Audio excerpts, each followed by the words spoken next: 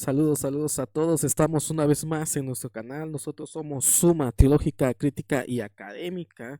Nuevamente estamos con ustedes. Muchas gracias a todos nuestros suscriptores. Y nuevamente estamos comenzando nuestros programas llamadas veladas teológicas. Hace mucho tiempo que no tenemos una velada teológica. Vamos a empezar a renovar algunas cosas en el canal. Vamos a tener más adelante un programa llamado Un café con los padres de la iglesia. Y yo creo que con el título ustedes ya saben más o menos para dónde va. Entonces vamos a comenzar esta noche. Estamos con ustedes nuevamente. Suscríbanse al canal. Ustedes son los que hacen e hicieron posible de que este canal todavía estuviera con ustedes. Y gracias a ustedes nosotros seguimos compartiendo contenido para a ustedes. Entonces vamos a estar hablando de algo muy interesante esta noche, en esta ocasión, en esta velada teológica.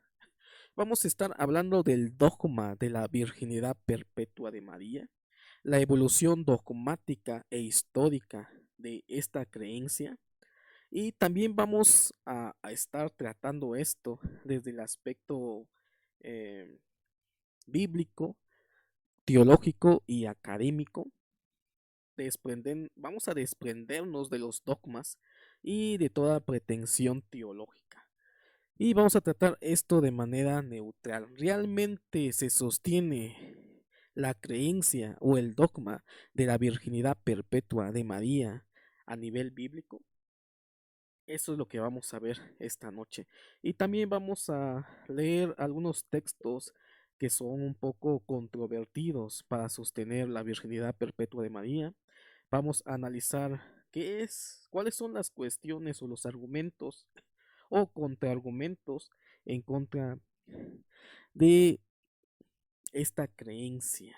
Entonces vamos a compartir pantalla, vamos a presentarles unas pequeñas diapositivas. Suscríbanse al canal. Muchas gracias a todos. Entonces, vamos a estar hablando de este tema, es muy interesante. ¿En qué momento esta creencia empezó en la iglesia cristiana? ¿Realmente el dogma de la virginidad perpetua de María se sostiene a nivel bíblico?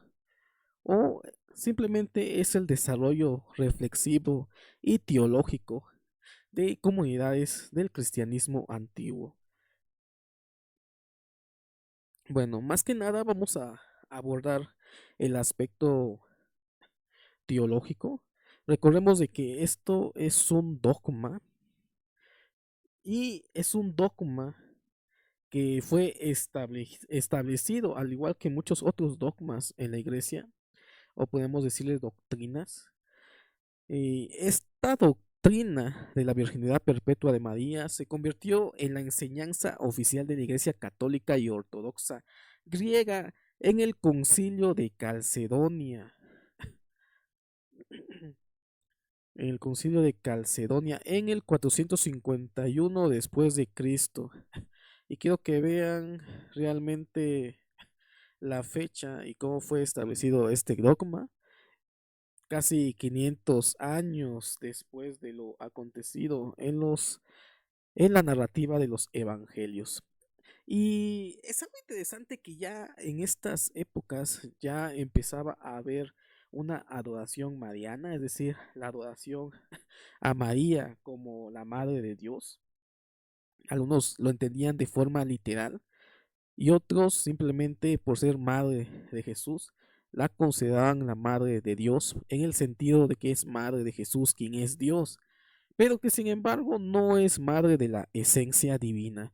Sin embargo, todos esos problemas en el transcurso de la historia de la iglesia, aquí no había iglesia protestante, existía una sola iglesia, la iglesia católica romana y apostólica, la que fue parte de esa ortodoxia que podemos decir que estableció y dio forma a los dogmas, a las creencias, a las doctrinas cristianas.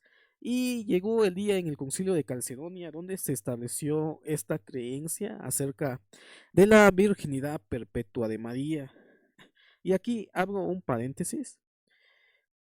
Muchas veces o en ocasiones Muchas doctrinas, muchas creencias, muchos dogmas se desarrollan por la reflexión teológica del tiempo y la época y la ortodoxia, pero muchas ocasiones no se basan en las escrituras, simplemente se basan en creencias, la tradición, libros apócrifos, y eso tuvo que ver mucha la influencia al desarrollar este dogma acerca de la virginidad perpetua.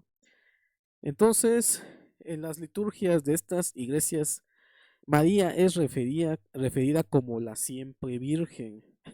Todos conocemos el relato de Mateo, donde es el anunciamiento de la concepción de Jesús, que le dice que el ángel de que el Espíritu Santo hará sombra sobre María y que el niño, el producto que va a nacer, será considerado hijo de Dios por medio del Espíritu Santo. Entonces vemos una concepción virginal.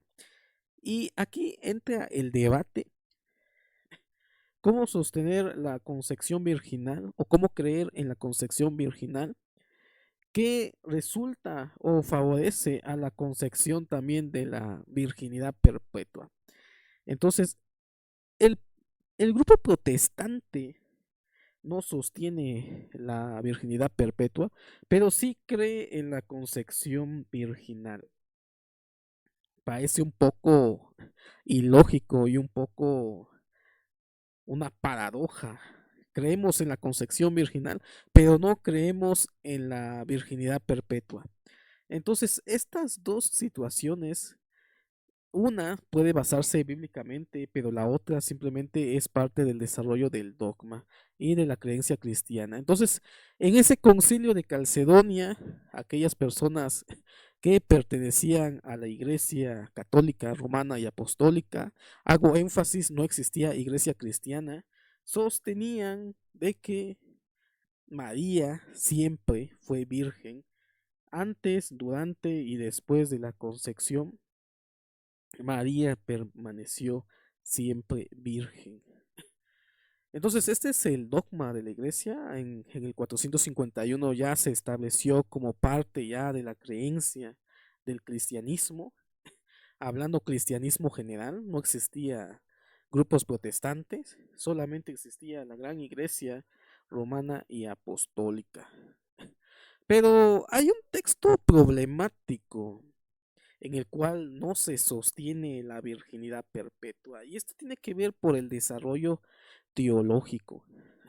Cuando Mateo estaba escribiendo su evangelio, que es la base para el desarrollo de la doctrina y del dogma cristiano posteriormente, no existía una adoración mariana todavía, estaba todavía en gestación y por lo tanto el escritor bíblico escribió este texto que es un texto problemático para sostener el dogma de la virginidad perpetua. Y todos conocemos este relato, yo creo que todos los que han leído el texto, el Evangelio de Mateo, hemos leído este texto problemático que dice, pero no la conoció, hablando de José, hasta que dio a luz a su hijo primogénito y le puso por nombre Jesús. Este texto ha sido un texto debatido a través del tiempo y la historia. Realmente, ¿qué quería decir el texto? ¿Por qué el texto pone esto en el Evangelio? ¿Por qué el escritor desarrolla esto?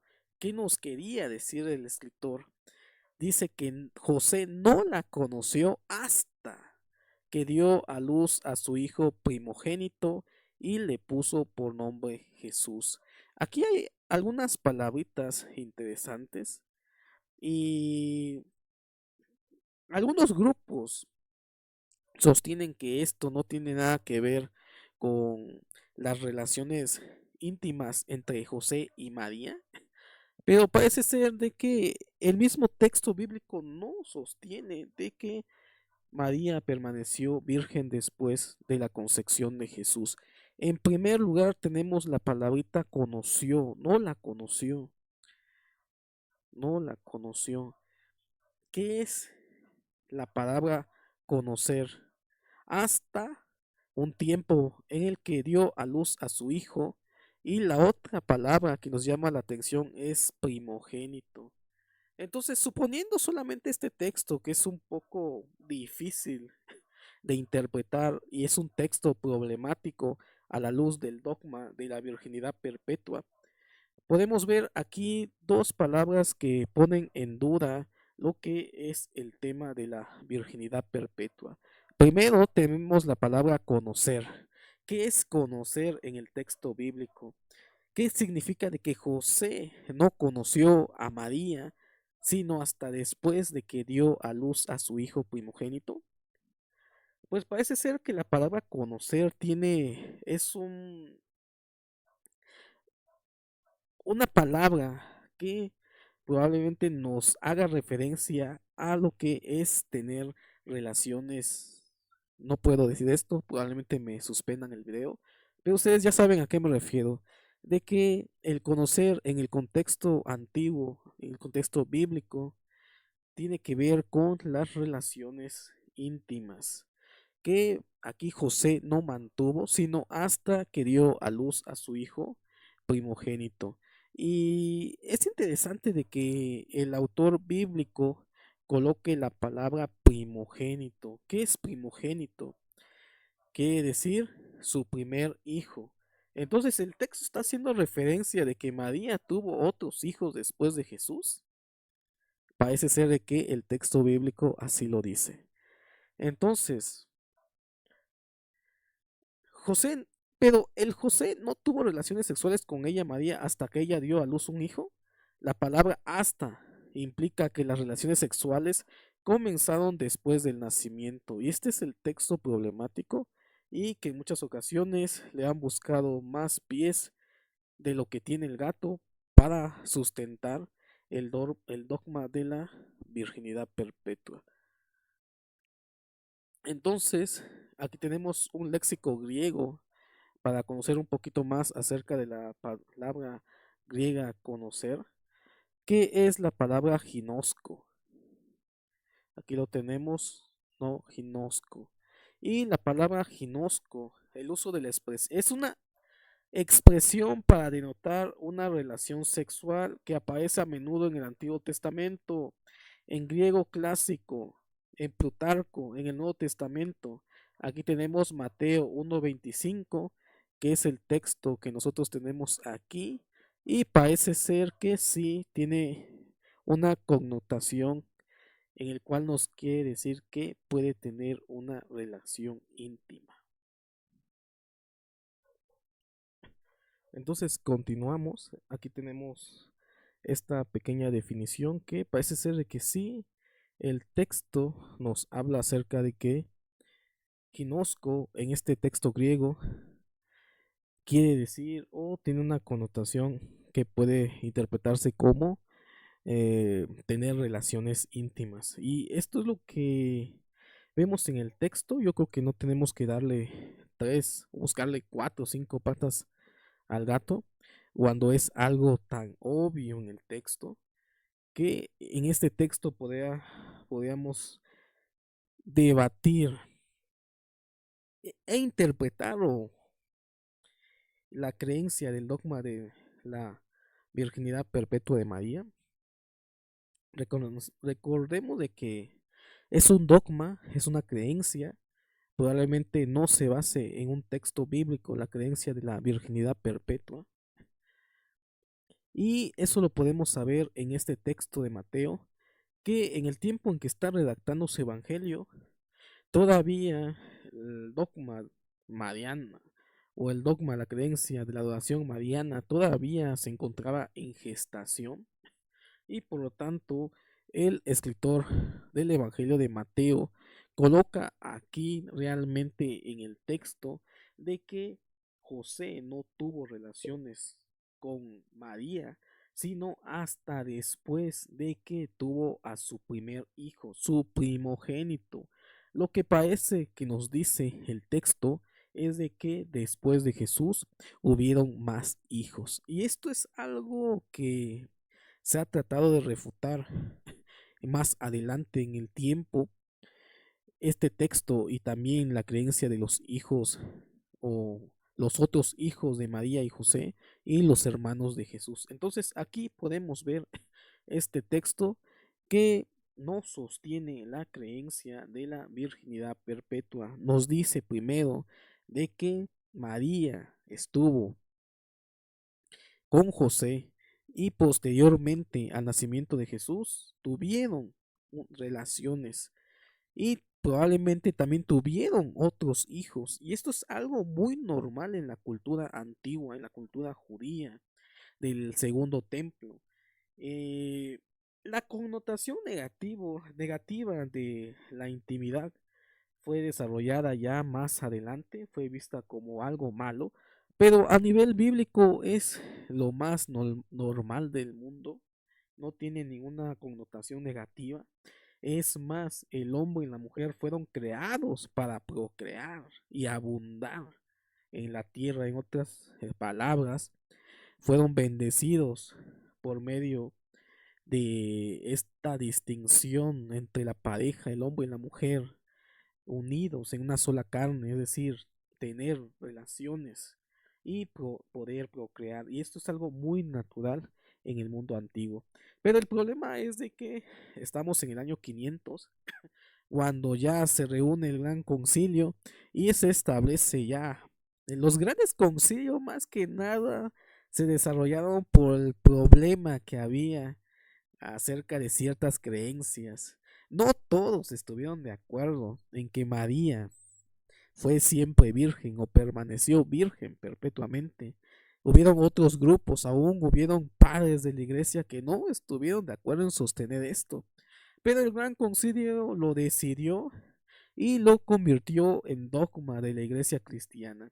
Y todos aquellos que no están de acuerdo con el dogma, con la ortodoxia, eran considerados herejes. Entonces, si se realizó este gran concilio es porque había una división en cuanto a la creencia de la virginidad perpetua de María.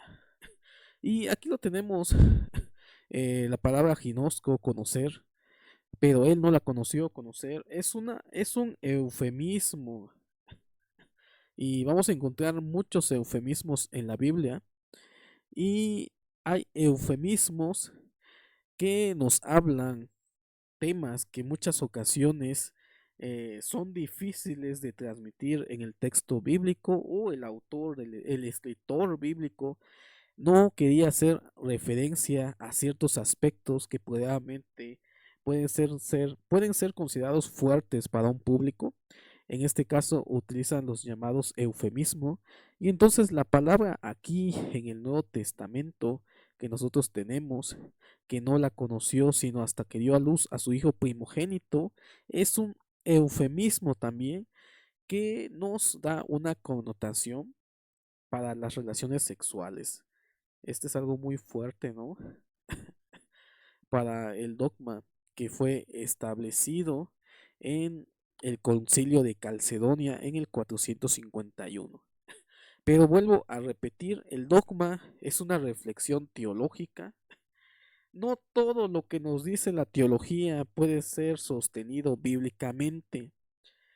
La teología o el dogma es una reflexión de un pensamiento que, a pesar que utiliza las herramientas y metodologías de la ciencia, aún pueden contener errores doctrinales. Y aquí vemos cómo en esa reflexión teológica en el año 451 se decidió establecer un dogma que no se sostiene bíblicamente. ¿Por qué? Cuando el escritor, quien sea que haya escrito el Evangelio de Mateo, escribió este texto, todavía la creencia de la virginidad perpetua no estaba completamente desarrollada y por lo tanto podemos encontrar referencias a que María tuvo relaciones con José hasta después de que tuvo a su primer hijo. Y aún el escritor del Evangelio de Mateo nos habla de que tuvo otros hijos Y ese es otro texto problemático para sostener la virginidad perpetua. Pero como les comento, en ese tiempo en el que estaban redactándose estos evangelios, todavía no estaba desarrollada. Es más, es probable de que no estuviera la creencia de la adoración a María todavía germinando entre las comunidades cristianas. Y este es lo que acaba de comentar. El autor bíblico creía en la virginidad perpetua de María. Pues parece ser, después del análisis que nosotros hemos realizado, parece ser de que realmente Mateo no creía en la virginidad perpetua, como tampoco Pablo, como tampoco algún otro escritor del Nuevo Testamento creía en esto. Son dogmas que se fueron desarrollando más adelante y dieron forma a una adoración a María como Madre de Dios y por lo tanto la siempre Virgen.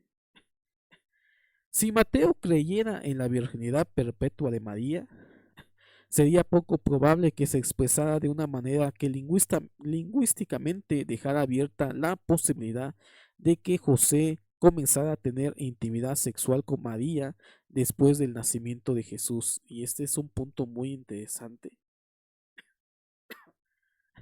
Si realmente este es otro punto, argumento en contra de la creencia de la virginidad perpetua. Si realmente el evangelista Mateo crey- creyera en una virginidad perpetua, no utilizarían las palabras que colocó en el Evangelio y que nos hace interpretar cómo que comenzaron las relaciones íntimas entre José y María hasta después de que nace Jesús. Si realmente el autor bíblico creyera en este dogma, es muy poco probable de que hubiera puesto estas palabras en el texto bíblico. Dice, si hubiera deseado explícitamente afirmar la virginidad permanente de María, podría haber agregado simplemente, o desde ese momento, después de ella, había dado a luz un hijo. Y eso es algo interesante. Aquí tenemos el texto.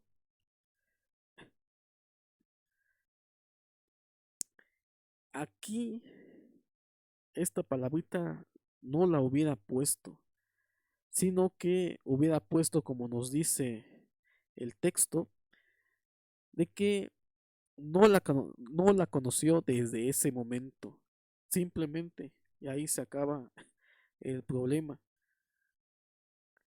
Pero sin embargo, parece ser que bíblicamente esto no se sostiene y interesante, solamente esto es un dato acerca de la virginidad perpetua. Lutero y Calvino creían en la virginidad perpetua de María, un dogma de la iglesia. Ellos como parte de esa gran iglesia católica y romana no rechazaron algunos dogmas de la iglesia, estuvieron en desacuerdo en algunos puntos acerca de la salvación, pero parece ser de que ellos también creían en la virginidad perpetua de María. Y ese es un argumento que usan los católicos para argumentar de que por qué nosotros como protestantes no creemos en la virginidad perpetua de María, pero sí los padres de la Reforma sí creyeron lo que es la virginidad perpetua. Pero bíblicamente no se sostiene esto. Aquí tenemos algunas versiones modernas. Ustedes pueden agarrar algunas versiones modernas y nos aclaran un poco el pasaje. Tenemos en una Biblia, en la Biblia Cassiere, dice, sin dejar de tener intimidad con ella hasta después de haber dado a luz a su hijo. Estas versiones modernas, las paráfrasis y las versiones dinámicas, eh, ya dejan en el texto claro lo que realmente quiso decir el Evangelio de Mateo. Dice, pero la mantuvo virgen hasta que dio a luz un hijo. La versión Naxby. pero no la conoció íntimamente, y aquí está otra vez la palabra íntimamente, hasta que dio a luz un hijo. Interesante. Y tenemos las versiones más parafraseadas, en el cual ahora sí tra- traducen la idea o el pensamiento del autor. Y la NTV nos dice, pero él no tuvo relaciones sexuales con ella hasta que nació su hijo. Y esta versión es la que nos aclara lo que quiso decir el Evangelio de Mateo. Entonces, si nosotros argumentamos la creencia del dogma, ya queda como una creencia personal del dogma, sea de cualquier denominación. Todas las denominaciones tienen dogmas que ellos creen que probablemente no se sostienen bíblicamente, pero para ellos es dogma de fe. Y aparte son las doctrinas y los puntos teológicos cardinales del cristianismo. Podemos tener diferencias teológicas en varios pensamientos dogmáticos, pero en las creencias o los puntos fundamentales de la doctrina, ahí es donde se define realmente qué puede ser considerado cristianismo y qué no puede ser considerado cristianismo. Para la época del año en el que igual se desarrolló el dogma de la virginidad perpetua, eso era norma y eso era dogma de fe para aquellos que decían ser parte de la comunidad cristiana o la comunidad de Cristo.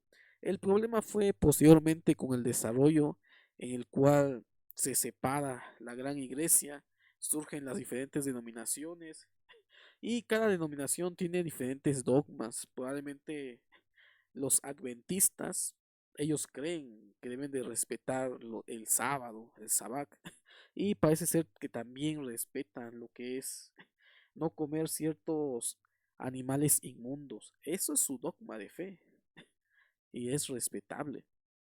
Tenemos también a la Iglesia Católica Romana que sostiene como dogma de fe la creencia de la virginidad perpetua. Es un dogma que se cree por medio de la tradición y por medio de esos grandes concilios. Y pues yo creo que todos tenemos un dogma en nuestras iglesias. Eh, los pentecostales creen mucho en los dones espirituales, en el don de lenguas. Es un dogma de fe, donde sí todos debemos de estar de acuerdo en sostener a Jesús como Señor y Dios, la Trinidad, Dios Padre, Dios Hijo, Dios Espíritu, la muerte como muerte vicaria y la resurrección de Cristo, que son doctrinas fundamentales que cualquier cristiano debe de sostener. Pero yo creo que en dogmas hay muchas posiciones de creencias y esto lo vamos a encontrar siempre. Sin embargo, este dogma, como hemos visto, en versiones modernas ya las encontramos ya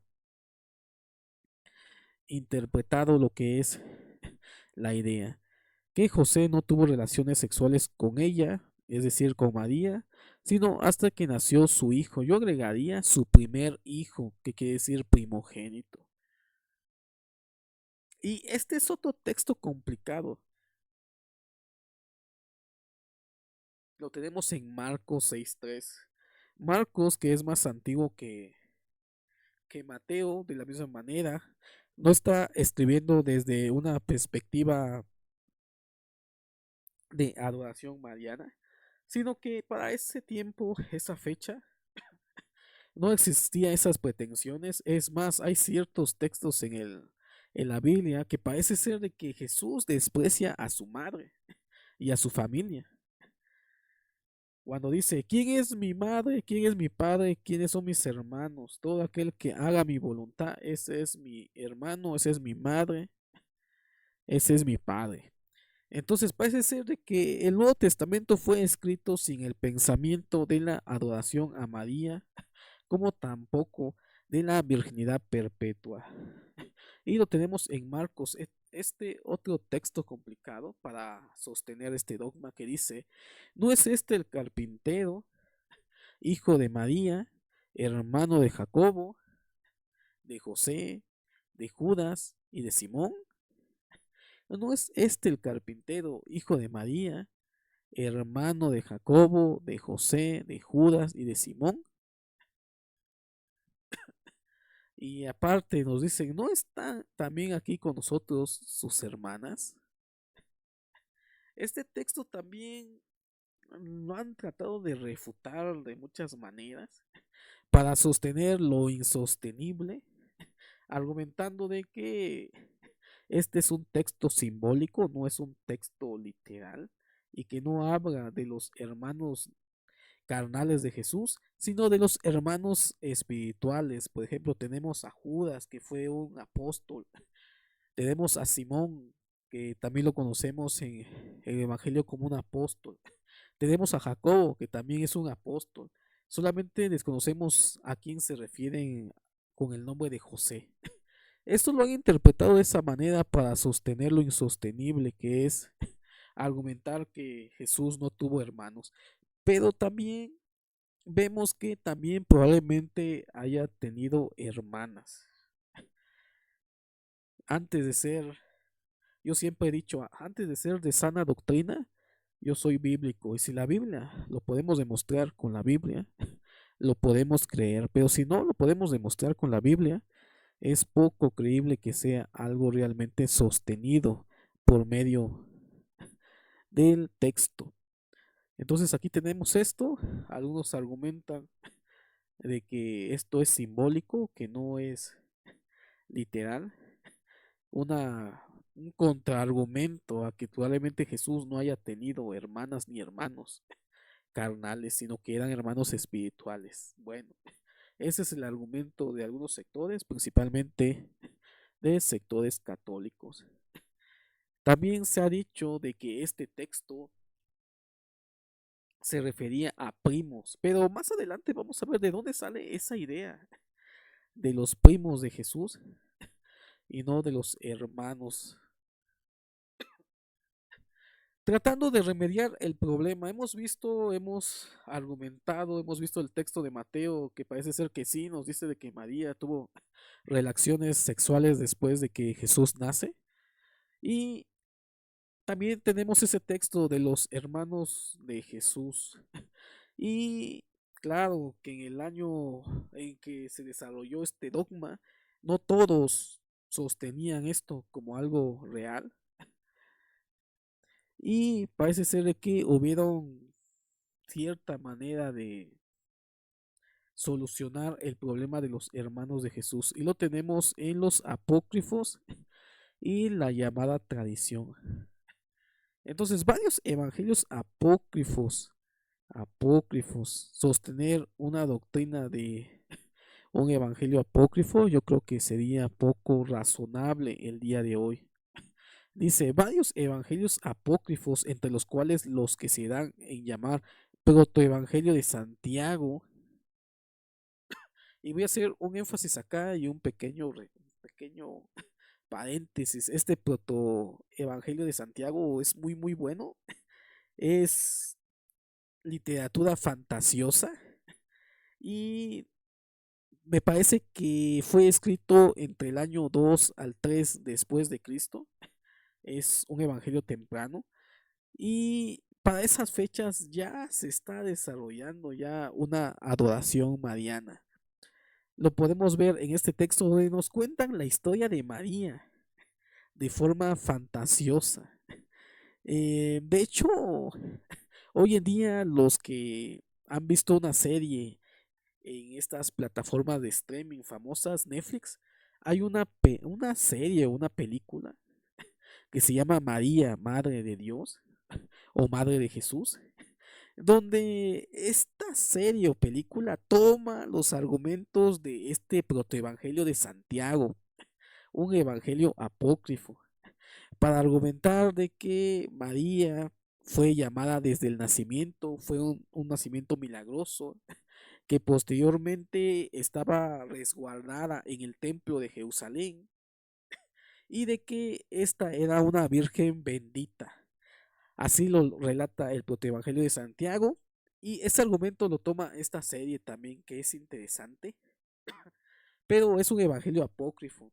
Y de hecho ahí sale la idea de los hermanos primos o hermanos de Jesús, pero de otra madre. Es decir, estos hijos que se presentan en el evangelio de Mateo, el evangelio de Marcos, un escritor del siglo II o del siglo III, para poder solucionar el problema de la virginidad perpetua, para defender este dogma, argumenta en el evangelio, protoevangelio apócrifo de Santiago, de que José era un anciano y que ya había tenido un primer matrimonio con otra mujer. En el protoevangelio de Santiago, José toma a María, pero como el guardián de la virginidad de María. Y posteriormente vemos cómo es que se entera de que María estaba embarazada. Y ahí hay otro argumento.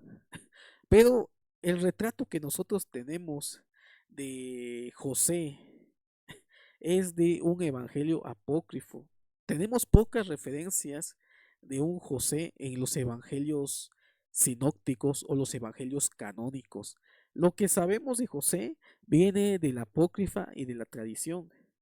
Y de ese evangelio apócrifo viene el argumento de que los hermanos de Jesús mencionados en los evangelios sinópticos eran hermanos de Jesús no por María, sino por José de un primer matrimonio antes de María. Esto es lo que el autor apócrifo trató de solucionar en el siglo III, debido a este texto de Mateo que no sostiene la virginidad perpetua de María.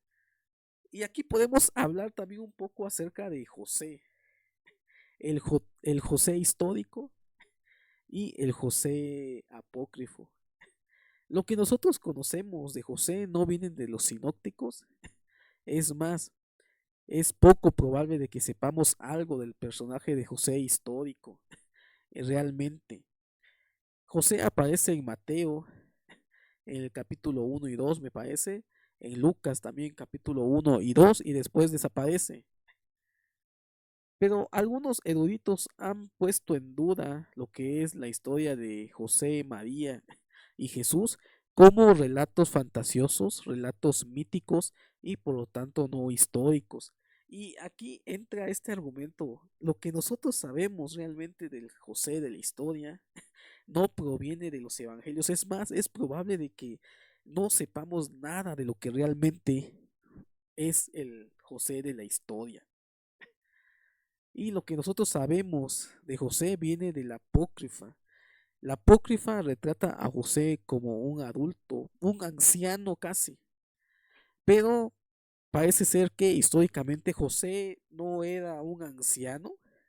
Aquí pueden ver dos imágenes, yo lo quise poner acá en esta presentación. Hay dos Josés, el José de la apócrifa y de la tradición.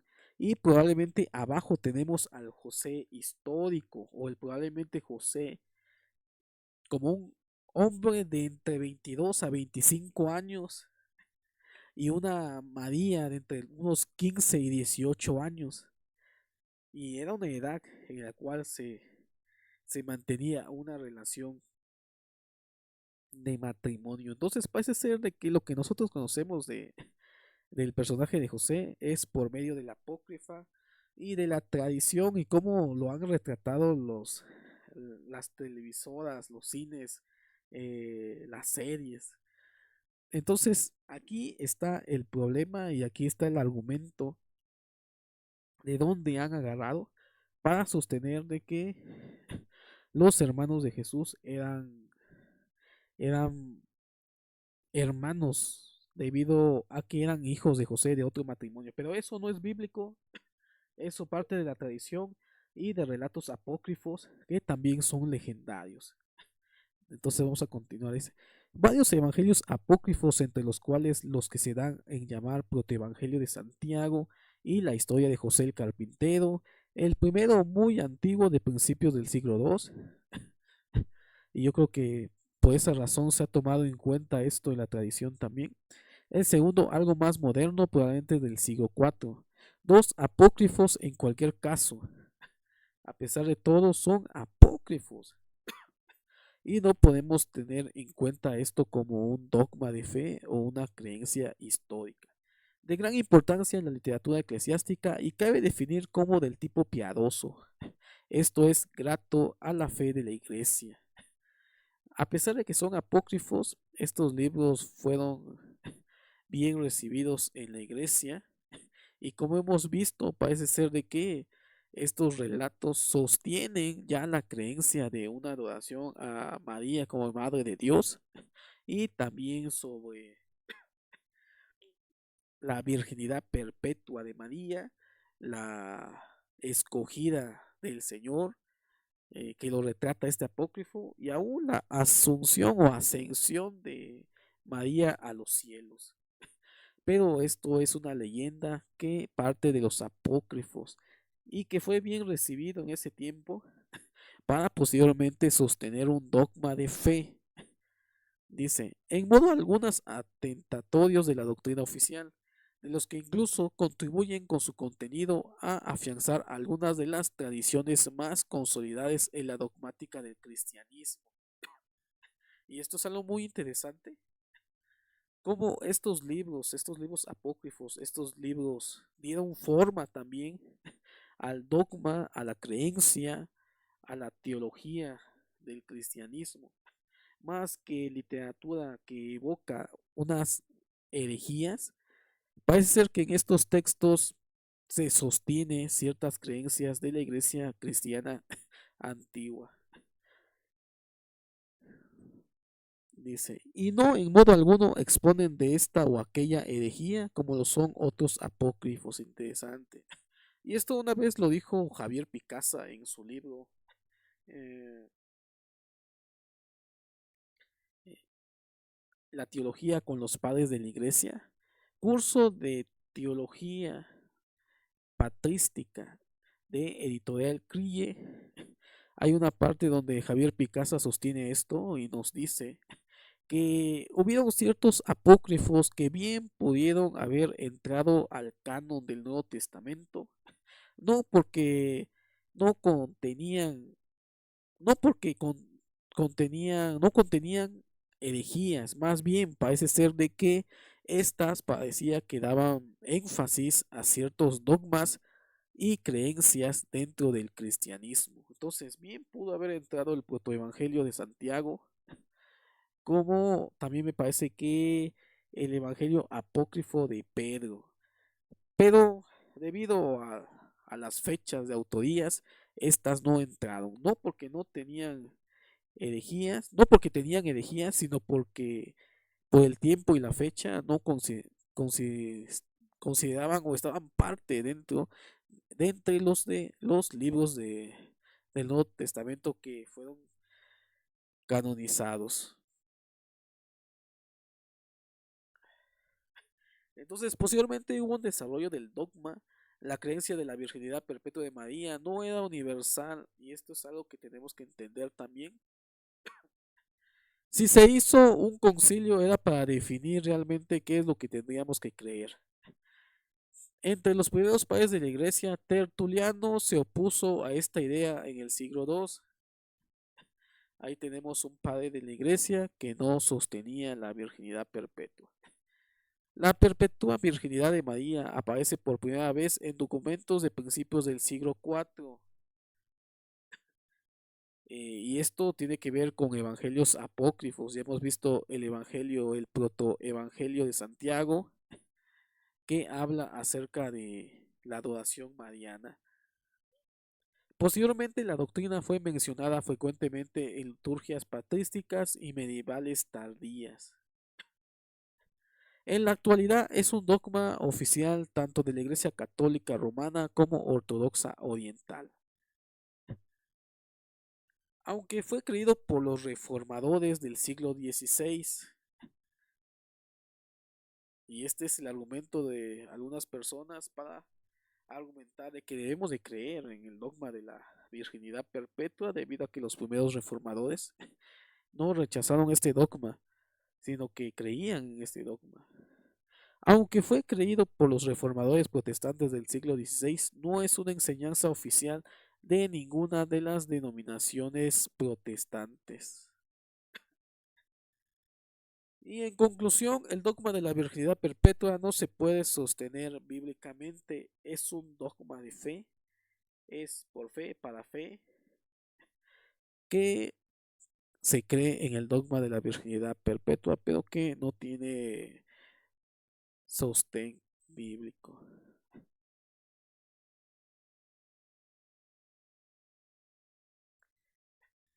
Entonces acabamos de ver este tema en esta velada teológica. Me dio mucho gusto estar con ustedes. Suscríbanse al canal, compartan y para terminar tenemos unos pocos minutos. Este tema de la virginidad perpetua es parte del dogma, como ya se mencionó, pero ¿qué nos dice la crítica histórica o la crítica literaria, la crítica de fuentes? ¿Qué nos dicen los académicos? Que esto es una leyenda simplemente. La historia de la virginidad simplemente es una leyenda de literatura piadosa, que bien cabe en la misma categoría de la creencia de la concepción virginal de Jesús.